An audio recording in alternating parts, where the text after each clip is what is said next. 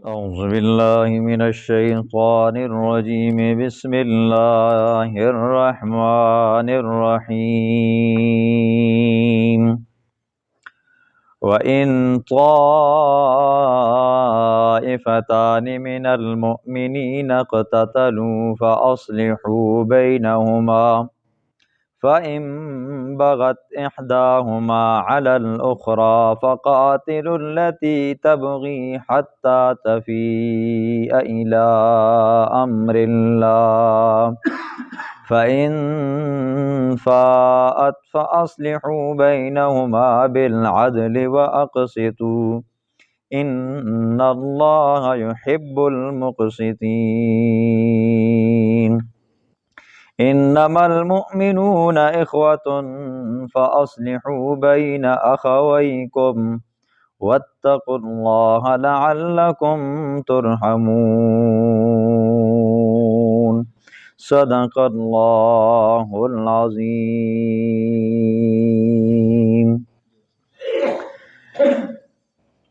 اس سے پہلے 3 قانون بیان کر لیے۔ پہلا قانون تھا کہ لا تقدموا بین یدی اللہ ورسولہ، اور ایمان والو اللہ اور اس کے رسول سے آگے مت بڑھو۔ دوسرا قانون تھا لا ترفعوا اصواتکم، اور ایمان والو پیغمبر علیہ الصلاۃ والسلام کی آواز سے اونچی آواز مت نکالو۔ تیسرا قانون یہ تھا او ایمان والو جب تمہارے پاس کوئی کچا بندہ خبر لے کر آئے نا تو اس خبر کی پہلے تحقیق کرو پھر اس پر عمل کرو۔ اب چوتھا قانون آ گیا وَإِن طَائِفَتَانِ مِنَ الْمُؤْمِنِينَ اقْتَتَلُوا،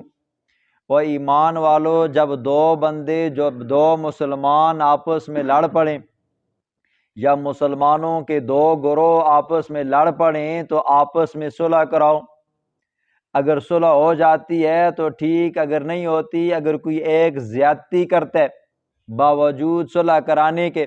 پھر سارے مل کر اس کے ساتھ لڑائی کرو تاکہ وہ واپس اللہ کے حکم کی طرف آ جائے، زیادتی کو چھوڑ دے۔ ان 2 آیات کا شان نزول مفسرین نے بہت سارے واقعات نقل فرمائے۔ امام اہل سنت حضرت مولانا سرفراز خان صفدر صاحب رحمہ اللہ اپنی تفسیر ذخیرۃ الجنان کے اندر اس کا شان نزول یہ بیان فرماتے ہیں کہ مسلمانوں کا سب سے بڑا دشمن، اسلام کا سب سے بڑا دشمن، پیغمبر علیہ الصلاۃ والسلام کا سب سے بڑا دشمن رئیس المنافقین عبداللہ بن ابی، یہ بہت بڑا منافق انسان تھا۔ حضور صلی اللہ علیہ وسلم ایک مرتبہ اس کو دعوت دینے کے لیے چلے گئے، اور یہ ایسا بندہ تھا شکل و صورت کے اعتبار سے، چال ڈھال کے اعتبار سے، قد و قامت کے اعتبار سے، رہنے سہنے کے اعتبار سے، اگر کوئی بندہ جا کر اس کو ملتا نا تو بندہ دیکھ کر بڑا مرعوب ہوتا جی، کتنا بہترین انسان ہے جی، کتنا وہ ہوتا ہے نا جی، بعض لوگوں کے ٹاٹ باٹ ہی ایسی ہوتی ہے، اگلا بندہ سمجھتا ہے کہ بھائی یار بڑا نیک ہے جی، بڑا اللہ والا ہے، تو ہر وقت یہ اس حالت میں رہا کرتا تھا جی، اگلا بندہ نیا بندہ بڑا مرغوب ہو جاتا تھا جی، اس کی باتوں میں آ جاتا تھا۔ صحابہ کرام نے حضور صلی اللہ علیہ وسلم کو مشورہ دیا، یا رسول اللہ، عبداللہ بن ابی جو ہر وقت آپ کی مخالفت میں ہوتا ہے، مسلمانوں کی مخالفت میں ہوتا ہے، اسلام کی مخالفت میں ہوتا ہے، کیوں نہ ہم جا کر اس کو ایک مرتبہ دعوت دیں تاکہ اتمام حجت بھی ہو جائے، ہو سکتا ہے کہ آج کے بعد یہ پھر مسلمانوں کو تنگ بھی نہیں کرے گا۔ اس وقت تک اس نے ظاہری کلمہ بھی نہیں پڑھا تھا۔ حضور علیہ الصلاۃ والسلام نے فرمایا ٹھیک ہے۔ حضور اپنے چند صحابہ کرام کو لے کر اس کے ڈیرے پر پہنچے نا جی، تو یہ وہاں پر بیٹھا ہوا تھا، اس کے دائیں بائیں اس کے دوست بیٹھے ہوئے تھے، گپیں شپیں مار رہے تھے۔ حضور صلی اللہ علیہ وسلم اپنے گدے عفیر کے اوپر سوار تھے۔ جیسے یہ ظالم بدبخت نے جب دیکھا نا پیغمبر علیہ الصلاۃ والسلام آ رہے ہیں، ساتھ میں صحابہ کرام آ رہے ہیں، تو اس نے اپنے ناک کے اوپر ہاتھ رکھا، اس نے کہا مجھے تمہارے گدے کی پسینے کی بدبو آ رہی ہے، لہٰذا اس کو پیچھے دور کرو۔ اس ظالم نے یہ نہ دیکھا کہ میرے پاس آنے والا بندہ کون ہے جی، اس نے کیا کیا جی، حضور صلی اللہ علیہ وسلم سے بھی قرات کی، حضور صلی اللہ علیہ وسلم کے گدے سے بھی قرات کی۔ اس ظالم نے یہاں تک کہا تھا، آگے آ جائے گا، لَيُخْرِجَنَّ الْأَعَزُّ مِنْهَا الْأَذَلَّ، پیغمبر علیہ الصلوٰۃ والسلام کے بارے میں لفظ ازل بولا، ازل کو اردو میں کہتے ہیں ذلیل، العیاذ باللہ، ہم اس کو کیا کر دیں گے، مدینے سے نکال دیں گے۔ تو جیسے ہی جب اس نے یہ جملہ بولا نا، مجھے تمہارے گدے سے بدبو آ رہی ہے، ادھر صحابہ کرام تھے، حضرت عبداللہ بن رواحہ رضی اللہ تعالیٰ عنہ نے جواب دیا، کہا کہ تمہارے پسینے کی بدبو، تمہارے پسینے کی خوشبو، تمہاری لگی ہوئی کستوری کی خوشبو پیغمبر علیہ الصلوٰۃ والسلام کے گدے سے زیادہ عمدی نہیں ہے۔ پیغمبر علیہ الصلوٰۃ والسلام کے جو گدا ہے نا جی، اس کا جو پسینہ ہے تیری مشک عنبر زعفران سے بھی کیا ہے جی، اس کی خوشبو اعلیٰ ہے جی۔ تو ظاہر بات ہے اس کی بھی دوست یار بیٹھے ہوئے تھے، انہوں نے آگے سے جواب پلٹ کر دیا، ادھر سے مسلمانوں نے دوبارہ پلٹ کر جواب دیا، تو باتوں باتوں میں جملے ایک دوسرے کے اوپر آ گئے جی، بات یہاں تک پہنچ آئی، ایک دوسرے کے اوپر جوتوں کی بارش کر دی جی، لاٹھیوں کی بارش کر دی۔ ادھر عبداللہ بن ابی جو منافق تھا، اس کے کچھ رشتہ دار کیا تھے جی، مسلمان تھے جی، انہوں نے بغیر تحقیق کیے اپنے رشتہ دار کا، اپنے سردار کا، اپنے قومی کا ساتھ دیا، اور ادھر مسلمانوں کو برا بھلا کہنے لگ گئے، ٹھیک ہے۔ تو وہاں پر یہ آیات نازل ہوئی، اور ایمان والو، جب مسلمانوں کی آپس میں لڑائی ہو جائے، جب دو ایمان والے آپس میں لڑ پڑیں، تو ان کے درمیان میں کیا کرایا کرو جی، صلح کرایا کرو جی۔ وَإِن طَائِفَتَانِ مِنَ الْمُؤْمِنِينَ، اور اگر دو گروہ ایمان والوں میں سے جی، مراد صحابہ کرام ہیں، وَإِن طَائِفَتَانِ، اور اگر دو گروہ ایمان والوں میں سے اقتتلوا، آپس میں لڑ پڑیں، فَأَصْلِحُوا بَيْنَهُمَا، تو ان دونوں کے درمیان میں صلح کراؤ، فَإِن بَغَتْ إِحْدَاهُمَا، پس اگر زیادتی کرے ان دونوں میں سے ایک، عَلَى الْأُخْرَى، دوسرے کے اوپر، فَقَاتِلُوا الَّتِي تَبْغِي، الفاظ دیکھو جی، فَقَاتِلُوا الَّتِي، قتال کرو، معنی کیا ہے جی، لڑائی کرو، فَقَاتِلُوا الَّتِي، پس لڑائی کرو تم اس گروہ کے ساتھ، تبغی، جو زیادتی کرتا ہے، حتیٰ تفیء الی امر اللہ، یہاں تک کہ وہ لوٹ کر آ جائے، الی امر اللہ، اللہ کے حکم کی طرف،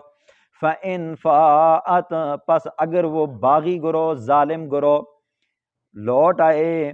فَأَصْلِحُوا بَيْنَهُمَا، تو ان کے درمیان میں صلح کرو، بالعدل، عدل کے ساتھ، وَأَقْسِطُوا، اور انصاف کے ساتھ، ان اللہ یحب المقسطین، بے شک اللہ رب العزت انصاف کرنے والوں سے محبت کرتا ہے، ٹھیک ہے۔ دیکھیں، اسلام آپس کی لڑائی کو بھی ناپسند کرتا ہے جی، اسلام ہمیں امن و امان، پیار محبت کا درس دیتا ہے جی، مسلمانوں آپس میں رل مل کر رہو جی، آپس میں پیار محبت سے رہو جی، مت لڑائی کرو، اور ضابطہ قانون ہے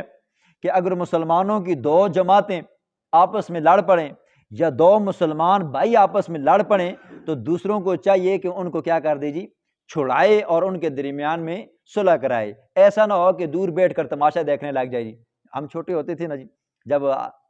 آپس میں ہماری لڑائی ہوتی تھی تو ہم یوں کرتے تھے، ہم مزہ آتی تپانے کے لیے، ٹھیک ہے، آگ لگانے والا مت بنو جی، ٹھیک ہے، اللہ کا حکم ہے کیا کرو جی، فَأَصْلِحُوا بَيْنَهُمَا، ان کے درمیان میں صلح کراؤ جی، ہاں تیلی لانا والا کوئی نہ ہوا جی، بجانا والے بنو، لانا والے نہیں۔ دیکھیں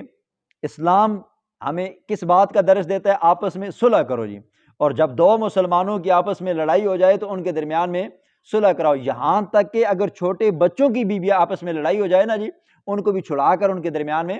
صلح کراؤ، حتیٰ کہ پیغمبر علیہ الصلوٰۃ والسلام نے فرمایا کہ جانوروں کو آپس میں مت لڑاؤ جی،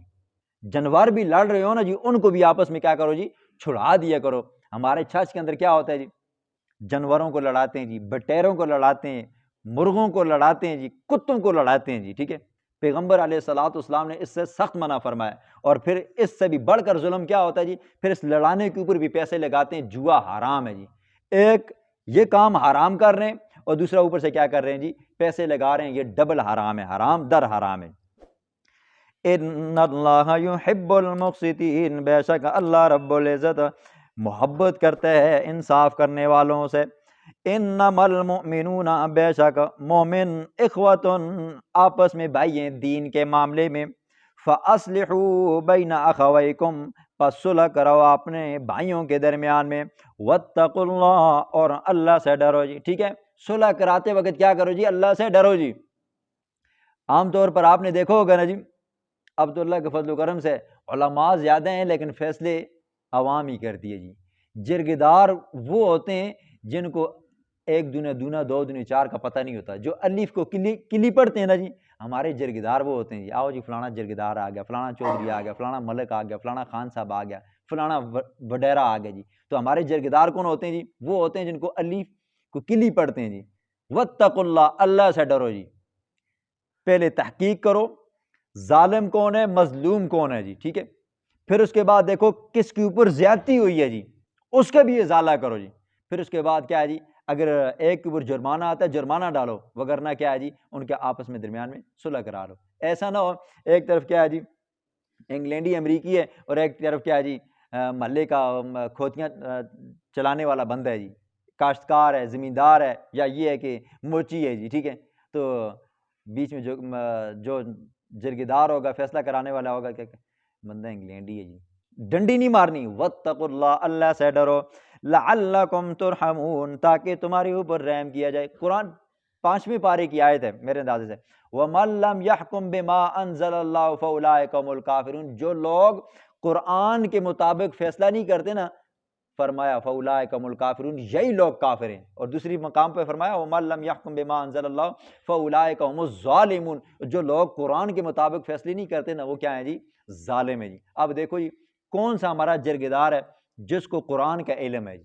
کون سا ہمارا جرگدار ہے جس کو فقہ کا علم ہے، کون سا ہمارا جرگدار ہے جس کو حدیث کا علم ہے جی۔